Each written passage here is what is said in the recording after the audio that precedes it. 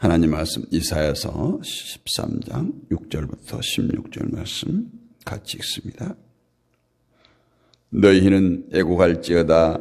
여호와의 날이 가까웠으니 전능자에게서 멸망이 임할 것이미로다. 그러므로 모든 손의 힘이 풀리고 각 사람의 마음이 녹을 것이라. 그들이 놀라며 괴로움과 슬픔에 사로잡혀 해산이 임박한 여자같이 고통하며 서로 보고 놀라며 얼굴이 불꽃 같으리로다. 보라, 여호와의 날 곧 잔혹히 분냄과 맹렬히 노하는 날에 이르러 땅을 황폐하게 하며 그 중에서 죄인들을 멸하리니 하늘의 별들과 별무리가 그 빛을 내지 아니하며 해가 돋아도 어두우며 달이 그 빛을 비추지 아니할 것이로다. 내가 세상의 악과 악인의 죄를 벌하며 교만한 자의 오만을 끊으며 강포한 자의 거만을 낮출 것이며 내가 사람을 순금보다 희소하게 하여 인생을 오빌의 금보다 희귀하게 하리로다. 그러므로 나 만군의 여호와가 분하여 맹렬히 노하는 날에 하늘을 진동시키며 땅을 흔들어 그 자리에서 떠나게 하리니 그들이 쫓긴 노루나 모으는 자 없는 양같이 각기 자기 동족에게로 돌아가며 각기 본향으로 도망할 것이나 만나는 자마다 창에 찔리겠고 잡히는 자마다 칼에 엎드러지겠고 그들의 어린 아이들은 그들의 목전에서 메어침을 당하겠고 그들의 집은 노략을 당하겠고 그들의 아내는 욕을 당하리라. 아멘. 바벨론을 심판하는 하나님을 이 새벽에도 봅니다. 이사야 13장은 바벨론 제국이 패역한 유다를 징계하는 심판의 도구로 한순간 사용되었지만 결국 메대 사람들을 통해서 멸망할 것이다 라는 심판의 예언입니다. 우리 성도들이 세상을 살면서 이제서는 안 될 부분, 늘 우리가 상기해야 할 부분은 이 세상은 반드시 멸망한다라는 것입니다. 어쩌면 이 세상의 멸망은 하나님의 계획 속에 포함되어 있어요. 이 하나님의 계획이라는 것은 누구도 피할 수가 없어요. 누구도 그 방향을 틀 수가 없습니다. 따라서 우리가 하나님을 믿는다면 이처럼 세상의 멸망을 분명히 염두에 두면서 살아가야 된다라는 겁니다. 우리가 앞선 시간들에서 보면서 우리는 눈앞에 보여지는 것들보다 보이지 않는 세상, 메시아의 나라, 예수 그리스도가 다스리는 나라를 바라보며 살아라는 것을 말씀드렸습니다. 그런데 세상은 어떤가요? 까르페디엠을 외칩니다. 이 순간을 즐기라는 거예요. 지금 이 순간을 즐기며 살자는 거예요. 그러나 우리 택함을 받은 하나님의 백성들은 우리는 인생의 마지막을 보고 달려가야 돼요. 지금 이 순간을 즐기다가는 그 즐기는 세상과 함께 멸망할 것이기 때문에 우리의 관심은 이 세상이 아니라 하나님께로 향해 있어야 된다는 겁니다. 우리는 계속해서 이사야 선지자를 통해서 마지막 때에 남은 자가 누군가, 또 남은 자는 살아날 것이다, 이렇게 말씀을 나누고 있습니다. 그리고 자신을 점검하는 것이야말로 마지막 때를 바라보고 살아가는 성도다, 이렇게 말씀을 드렸습니다. 오늘 이 시간에도 하나님께서 하신 일들을 통해서 마지막 때에 멸망할 자들이 누구고 마지막 때에 살아남을 자들이 누구인가 살펴봅니다. 이사야 13장은 바벨론이 멸망한다는 이야기예요.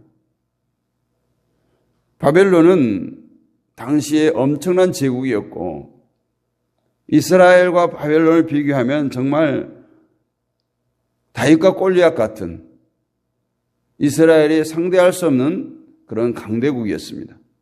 그런 강대국을 들어서 하나님을 배신한 배역한 유다를 칩니다. 그런데 하나님은 그 바벨론을 다시 심판해 버립니다. 여기서 우리는 과연 이 바벨론이 왜 하나님의 심판을 받는가 하는 거예요. 왜 하나님의 심판을 받는가? 단지 하나님을 믿지 않는 이방인이었기 때문에 심판을 받았다 하는 것은 별 설득력이 없습니다. 왜? 그들을 하나님의 백성들을 치는 도구로 사용했기 때문에. 바벨론이 심판을 받아야 할 죄가 있었다면 그 죄는 이미 심판을 받았어야죠. 유다가 망하기 전에 먼저 망해야 되죠. 그런데 이 바벨론이 심판받아야 할 죄는 오늘의 세상이 심판받아야 할 죄와 동일하다는 거예요. 인간의 죄의 역사가 시작된 이래 그 죄는 변하지 않습니다. 그리고 바벨론의 죄를 알면 사단이 사람들을 어떻게 유혹하는가를 알 수가 있죠. 오늘 11절 말씀을 보면 내가 세상의 악과 악인의 죄를 범하며 교만한 자의 오만을 끊으며 강포한 자의 거만을 낮출 것이며 이렇게 말씀합니다. 이 말씀은 바벨론의 죄를 지적하고 있는 것인데 바벨론이라고 하는 한 나라만을 말하는 것이 아니다는 거예요.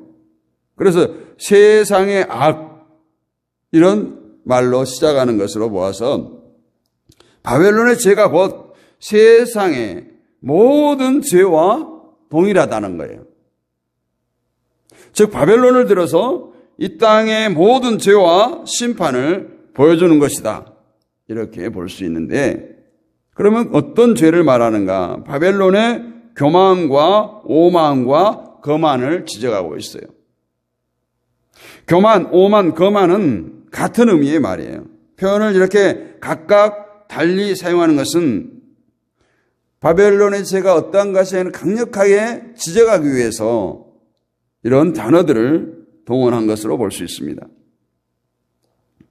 우리가 잘 아는 말씀이죠. 시편 1편 1절에 복 있는 사람은 악인의 꾀를 쫓지 아니하며 죄인의 길에 서지 아니하며 오만한 자의 자리에 앉지 아니하고 오만한 자의 자리에 앉지도 않는다는 거예요. 이 말씀을 봐도 악인과 죄인과 오만한 자를 말하는 것은 각기 다른 것을 말하는 것이 아니에요.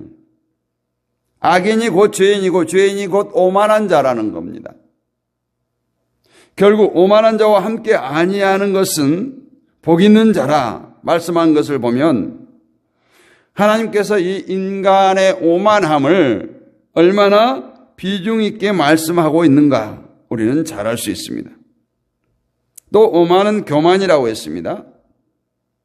그런데 우리가 흔히 인식하고 있는 오만, 교만이라는 것은 세상적인 상식으로 생각해서는 안 돼요. 항상 하나님의 말씀은 우리가 세상적인 관점을 가지고 바라보면 안 됩니다. 성경에서 말하는 교만은 세상이 생각하는 교만과 다르다.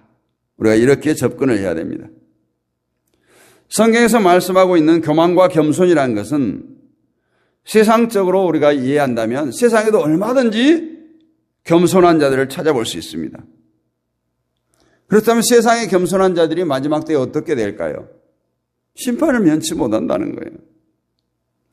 바벨론이 심판을 받는 것이 단지 교만 때문이라면 세상에서도 겸손한 자는 심판에서 제외되는 것이 마땅하겠지요. 그래서 우리는 성경에서 말하는 겸손과 교만에 대해서 잘 이해하는 것이 필요합니다. 우리가 세상적인 시각으로 겸손은 뭘까요, 주로? 어떤 것을 겸손이라고 합니까? 잘난 척하지 않는 것. 남보다 많이 배웠다고 거들먹거리지 않은 것. 남보다 많이 가졌다고 권세가 있다고 다른 사람을 무시하지 않는 것. 이것들을 대부분 참 저 사람 겸손하네 이렇게 말합니다. 그러나 성경에서 교만과 겸손은 그런 의미가 아니에요. 오늘 바벨론의 교만을 알기 위해서 우리가 다니엘서를 보면 잘 나타나 있는데, 다니엘서 4장 30절로 33절을 보면 이렇게 기록되어 있습니다. 나 왕이 말하여 이르되 이 큰 바벨론은 내가 능력과 권세로 건설하여 나의 도성으로 삼고 이것으로 내 위엄과 영광을 나타낸 것이 아니냐 했더니, 이 말이 아직도 나 왕의 입에 있을 때에 하늘에서 소리가 내려 이르되 느부갓네살 왕아 내게 말하노니 나라의 왕위가 내게서 떠났느니라. 내가 사람에게서 쫓겨나서 들짐승과 함께 살면서 소처럼 풀을 먹을 것이요 이와 같이 7대를 지내서 지극히 높으신 이가 사람의 나라를 다스리며 자기의 뜻대로 그것을 누구에든지 주시는 줄을 알게까지 이르게 하라. 바로 그때 이 일이 나 느부갓네살에게 응함으로 내가 사람에게 쫓겨나서 소처럼 풀을 먹으며 몸이 하늘에 있을 때 졌고 머리털이 독수리털같이 자랐고 손톱은 새 발톱같이 되었었더라. 느부갓네살 왕이 바벨론의 흥왕을 바라보면서 자기의 힘과 능력에 대해서 지금 감탄을 하고 있어요. 그때 하늘에서 소리가 들립니다. 너 왕위가 이제 끝났다. 소처럼 풀을 먹을 것이라고 말해요. 느부갓네살은 실제로 그것을 겪으면서 어떤 것을 깨닫게 됩니까? 하늘에 지극히 높으신 자가 계시다는 것을 깨닫게 됩니다. 하늘에 계신 그분이 그분 뜻대로 행하셔서 바벨론이 부강하게 되었는데, 자신은 그것을 자기가 통치를 잘해서 지금 부강한 나라가 된 것으로 착각했다는 것을 깨닫게 됩니다. 그러면서 하나님은 교만하게 행하는 자를 낮추셨다고 말씀합니다. 즉 느부갓네살은 위에서 자기 뜻대로 일하고 계시는 하나님을 보지 못하고 자기 힘을 자랑하는 것으로 오늘 교만하다라고 말하고 있는 거예요. 교만이란 자기에게 있는 힘을 바라보고 사는 것을 말한다는 거예요. 자기 힘을 바라보기 때문에 하나님을 찾을 필요가 없다는 거예요.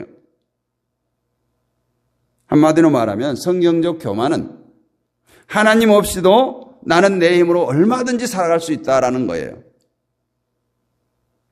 그러면 겸손은 뭐겠습니까? 그 말을 뒤집으면 되죠. 나는 하나님이 없으면 한순간도 살 수 없다. 이것이 겸손인 거예요. 여러분 하나님만 의지하고 살아가십니까? 그런 말이 있잖아요. 조물주 아래 건물주. 근데 요즘에는 그것도 아닌 것 같아요. 조물주 위에 건물주가 있는 것 같아요. 이처럼 우리가 살아가는 세상을 보면 하나님보다 세상을 더 의지합니다.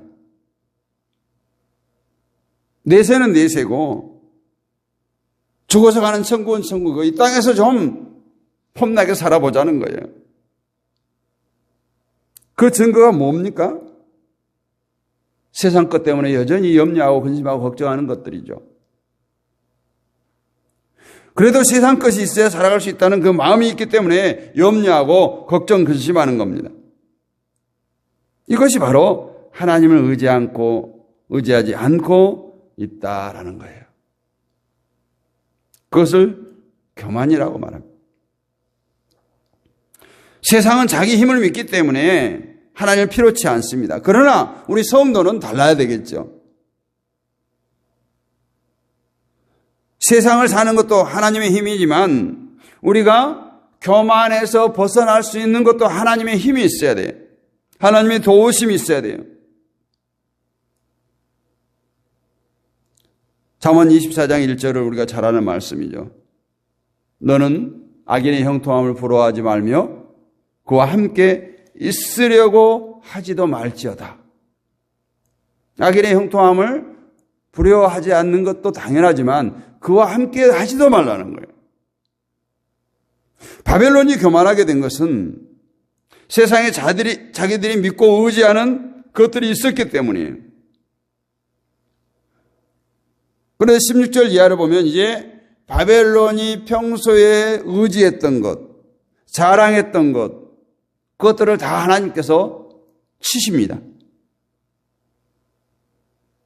16절 볼까요? 그들의 어린아이들은 그들의 목전에서 메어침을 당하겠고 그들의 집은 노략을 당하겠고 그들의 아내는 욕을 당하리라. 이 말씀은 뭐 가족들을 다 파괴한다는 뜻이 아니에요. 하나님을 의지하는데 하나님을 바라보는데 방해가 되었던 것을 모두 쳐낸다는 거예요. 따라서 우리가 이 아침에 생각해 볼 것은 오늘 내가 하나님보다 더 사랑하는 것이 무엇인가를 생각해 보자는 거예요. 하나님보다 더 사랑하는 것이 무엇인가를 우리가 돌아보자는 거예요. 그것을 하나님은 교만이라고 오만이라고 거만이라고 말합니다. 또 성경은 하나님보다 더 사랑하는 것을 우상이라고 말해요. 우리가 하나님을 의지하는데 장애물들은 우리 스스로가 배제해야 돼요. 걷어내야 돼요. 그렇지 않으면 오늘 바벨론을 친 것처럼 매침을 당하고 노략을 당하고 욕을 당할 수밖에 없는 거예요.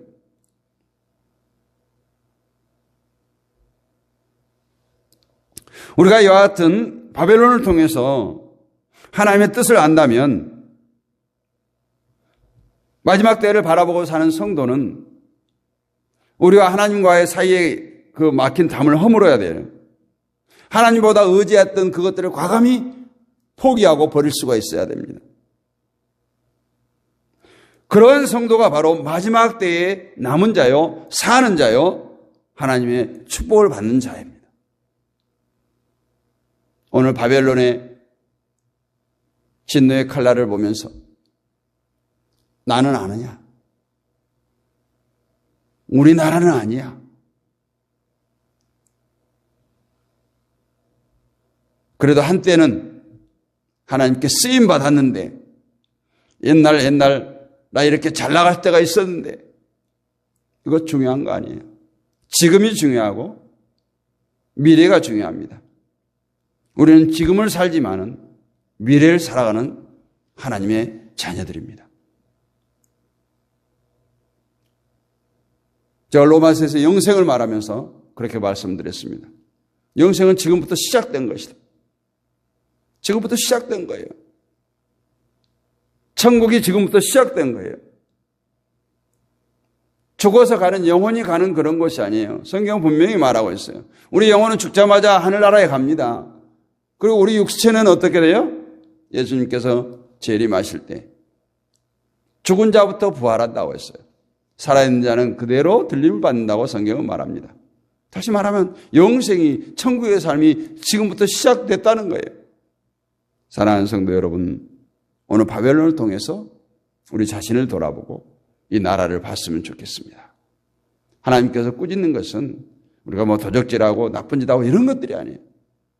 하나님을 바라보지 않고 세상을 바라보고 하나님을 의지하지 않고 나 혼자 살겠다고 발버둥치는 그러한 모습들을 하나님께서는 싫어하시고 미워하시고 끝내는 진노의 칼을 든다는 사실을 기억하시고 오늘도 그 하나님을 두려워하는 정말 경외하는 그 마음으로 오늘도 주님과 함께 승리하는 복된 날 되시기를 주님의 이름으로 축복합니다.